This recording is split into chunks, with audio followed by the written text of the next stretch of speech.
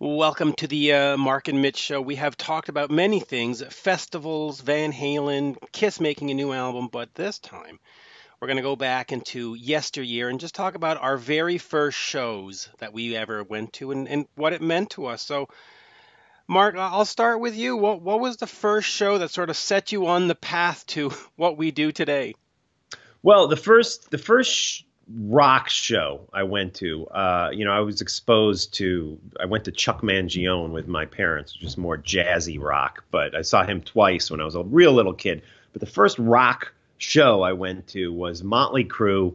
It was actually kind of a triple bill, if you will.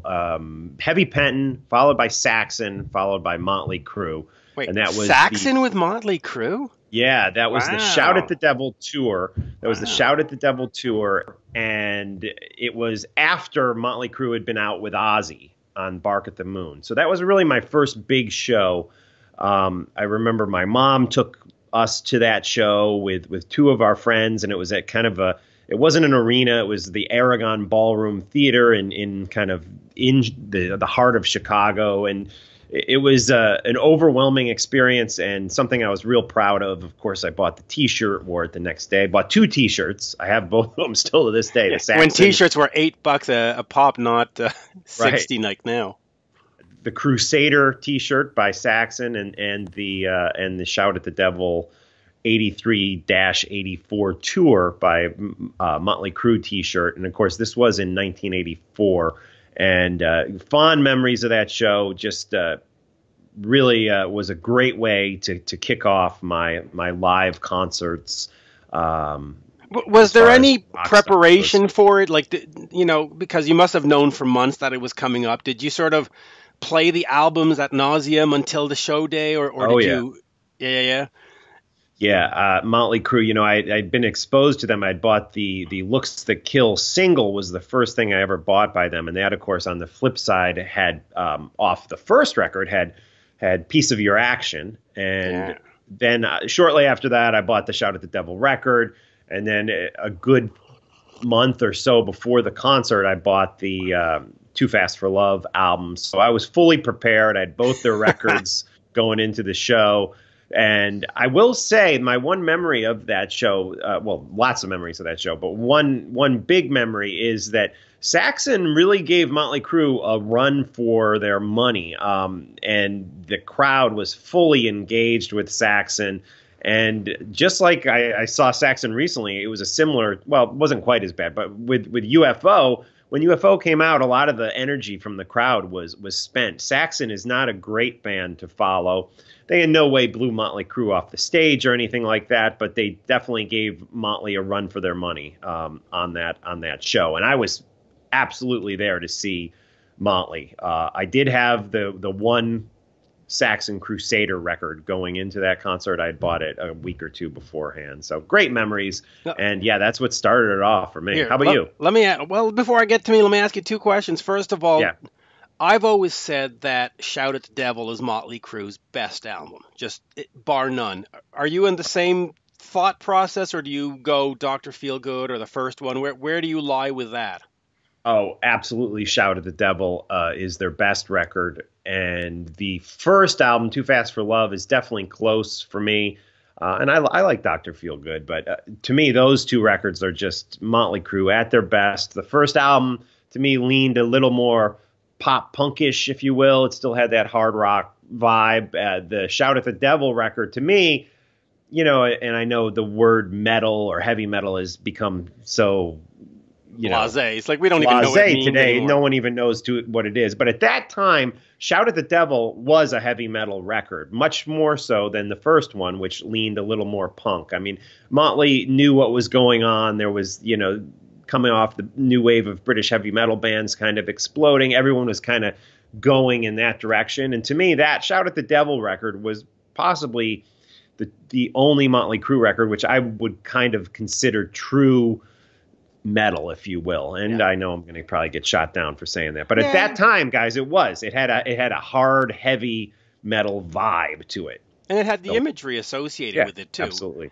And I gotta say, maybe it's because of the time for me, but I was doing a lot of tennis competitions at the time. I was, in all Right. kinds of tournaments, and I would use that cassette tape in the car drive down to get me pumped up. And I always Right. figured that when I listened to the Motley, I would win. And if I put in anything else, I just wouldn't get that. Ugh. So Right. Motley was my, I don't know, de facto Lucky Charm tennis winning cassette. I, Nice. I know that sounds sort of still silly, but No, I yeah, mean, get you pumped up for sure. it got you And, pumped up, and it's, more at than that show, one thing I do remember is they played every song off of Shout at Devil except Danger. That was the only song off the record at least the way I remember it. The only song off the record they didn't play was Danger.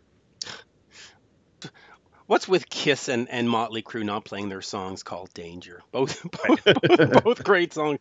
Yeah. Now, I go back a little further with my first show. So I'm just gonna quickly mention my second show ever was August 11th, 1980. It was Canadian band Tease opening up for Cheap Trick, which was fantastic. But before Oh, that, I got started on August 6th, 1979. good That's for you. we're heading back in time here, Yeah. and it was New England opening up for Kiss, and it was Kiss on the Dynasty tour, and of course, New England was this band that Paul Stanley was involved with. He had produced. Gary Shea, of course, went on with Alcatraz and all kinds of other stuff. The bass player of New England, but what an experience seeing Kiss. I mean, what a first show. You look back at YouTube videos of Deep Purple or of some of these other bands, and it's very nondescript. It's guys in jeans playing their instruments. And I think had I seen that as my first show, I would have been like, oh, all right, that's what a show is. But hearing, when Kiss hit the stage, it went to blackout, and there was just this rattling sound. They had put in this sound effect that the whole sort of building would rattle, and then they rose up from under the stage. They didn't just sort of saunter out there. And then they just stood there for a second, in their pose, Right. and the lights hit and the smoke came. Unbelievable. I I mean, loved those costumes, the Dynasty costumes. I yeah, had the poster in my wall when they released that image, and it was like the four of them in four different boxes with that. Those costumes were the best. I loved those Dynasty yeah, costumes. it just a great. I mean, especially for a kid. I mean, at the time I was what, 11, 10, 11. So yeah, the ace and the blue and Peters with the green, and Yeah, it just was larger than life. And so I'll never forget that. And just everything, the yeah, smell, the sound. And I hadn't been to shows. I mean, back in the day when you'd go to the show, people would warm up the crowd by throwing toilet paper rolls and throwing frisbees. So the whole sort of Montreal Forum where it was lit up with people just doing crazy stuff. So there was an entire vibe. And of course, Kiss comes on. They do King of the Nighttime World, Let Me Go Rock and Roll, Move On. And it's just boom, boom, boom. right. Does it get better And, than that? and were they playing a lot of songs off of Dynasty? Do you remember the set list? Were they heavy on the Dynasty songs? Well, Which listen, is a great record. I love Dynasty. I'll be honest. I've cheated and I've actually pulled up the set list from a website here. So yeah, they had "I Was Made for Loving You," "2000 Man." That's actually all I see. But what I found interesting, of course, was the fact that they were doing solo album songs. All You right. know, Okay. Yep. Paul was doing "Move On," Ace does "New York Groove," and I remember distinctly Gene doing "Radioactive," but maybe over the years of seeing YouTube videos, my memories got foggy, but they were doing solo album songs. Yeah. And, what does that I've look like? seen videos of those, like bootleg videos of them doing the solo album songs. Yeah. Yeah, and what's interesting about that time in Kiss is you saw them in the '70s, which I never got to see them in the Yeah. '70s. I didn't get to see them until even though I was a fan as a little kid in the '70s. My parents would never let me go to concerts on weeknights, so I only got when I was in high school. So I only got to see Friday and Saturday concerts through my high school days, and I didn't get a chance to see Kiss until the second half of the '80s. even though they were one. I mean, I'm embarrassed to say that because they were one of my favorite But bands of all time. actually, I need to correct myself. I said that Cheap Trick was my second show. Actually, come to think of it, I saw Kiss on July 25th, 1980 at the Palladium in New York with Eric Carr for the first Wow. time. So, Yes. Wow. so my Now, was first, that the show where only three that Ace didn't play, or no? no. Ace was Okay. there. Ace was It there. was There's the one show, right? Ace didn't well, play. They did as a three-piece or something. well, that was for the recording of the video I, where Ace Oh, didn't show okay. up for Okay, the that was the recording. That L. was in Studio 54 or something. But so actually, when I come to think of it, my first show was Kiss Montreal, August 1979. My second show was Kiss in New York at the Palladium, July 25th, 1980. And then my third show was August 11th with Cheap Trick and Tease at the Montreal Forum. So yeah, I got off to a rousing start. I mean, and to see that Eric Carr show, you know, That's amazing. we drove down to New York sort of on a prayer, and I remember distinctly thinking, I've got to see the new guy for the first time. I had just interviewed Gene Simmons in June at the ripe old age of 11, and you can find that video on YouTube in June of 1980. So it made sense that and we went and bought scalper tickets for $35, and I remember my mom being completely pissed that she had to spend that much money on tickets because Yeah. At in that 19 time, that was yeah. hey, in that time, $35 is like paying $350 now. I mean, tickets were $8. Yeah. Yeah. Yeah. And so we paid the 35, so $70 for two tickets, and great night. Just a great, Wow. Now, just the thing about the Kiss in the 70s is you got to experience all those great 70 era songs. Now, when they correct. moved into the 80s, like, and I started seeing them live in the second half of the 80s, actually, when you look at like the Animalized tour and the Crazy Nights tour, I remember seeing them on Crazy Nights in Providence, Rhode Island, and there was very, first of all, obviously no makeup. And I remember Gene came out at that tour, the Crazy Nights tour, and he had a bass that had the Gene Simmons makeup imagery on the bass. That's right. That Crazy Night bass. Yeah, and I have pictures that I snapped at that concert. Maybe I'll scan them in and have some of them pop up here. But anyways, they really weren't embracing the 70s. I always felt like they were kind of in the second half of the 80s. Kiss was almost embarrassed by the 70s. You know, they didn't want the platform boots. They didn't want the Kiss makeup. They went and re-released the Creatures of the Night record with no makeup on the cover. Remember, they put Bruce Kulick on the cover, and that 1985 re-release. That was bizarre. By the way, I saw that Creatures of the Night tour with Vinny, and wow. that was strange because Vinny went into this long-winded guitar solo that must have been 10 or 12 minutes, and I just remember thinking, who is this dude? Like, what is he doing? And and then I saw, of course, Kiss on the Lick It Up tour with Accept opening up, first time without makeup, and that was very surreal because we didn't have access to MTV, and we didn't. I remember walking by the record store, and there was this non-makeup Lick It Up, and I'm going, they took off the makeup? Oh, because we didn't have MTV. We didn't see the unveiling up here. So I bought the album, and then I went to the show not knowing if they would show up in makeup or not because, listen, we didn't have pre-internet. Pre-internet. Yeah. You didn't know. Now you dial up and you know the set list and you know exactly when to show up and exactly when to go home. You go, oh, okay, Rock and Roll All Night's the last song. Great, let's get the car started. Yeah.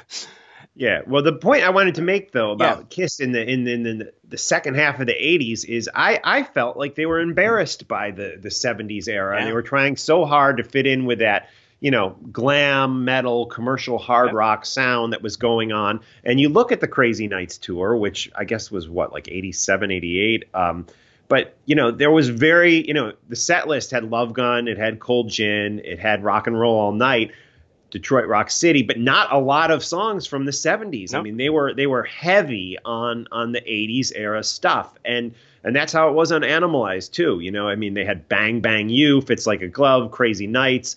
This is the Crazy Nights tour average set list. No, No, No. I mean, how random is that song? Heaven's on Fire, War Machine, Reason to Live. Reason to Live, by the way, I'd love to hear it come back.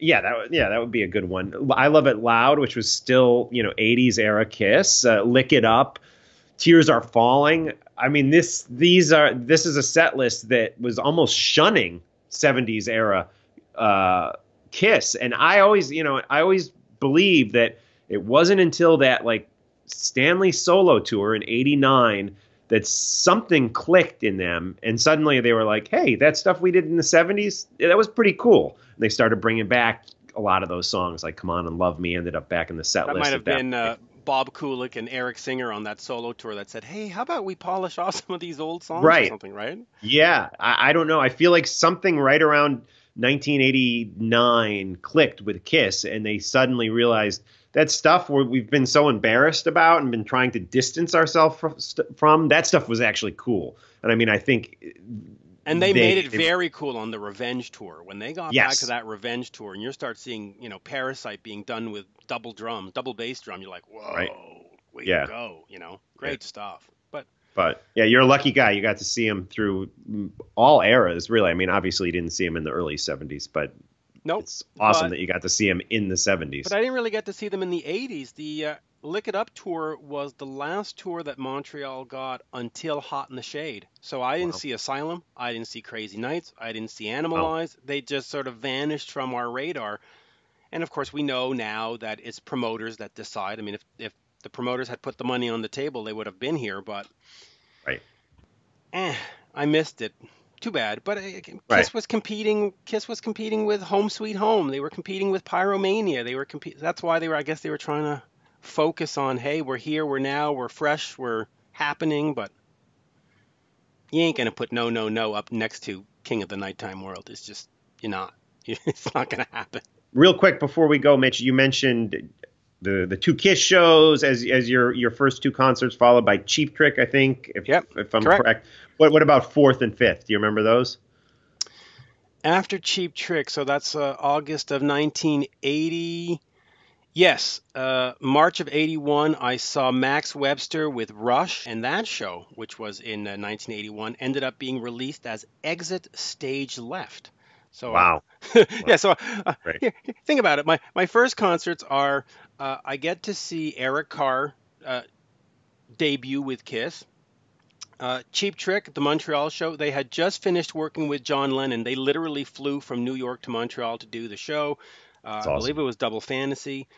And then I see Rush, and the show ends up being one of their greatest live albums ever. So, yeah, I had a very sort of momentous Good run. debut. Yeah, Good run. good run. And Yeah, then my after, second show, I'll leave you with this, was actually Rush. I saw them at the Rosemont Horizon wow, in Chicago, outside of Chicago, and Gary Moore opened up. He was just incredible, incredible opener on that tour, and fond memories of that show, Rush at yeah. the Rosemont Horizon.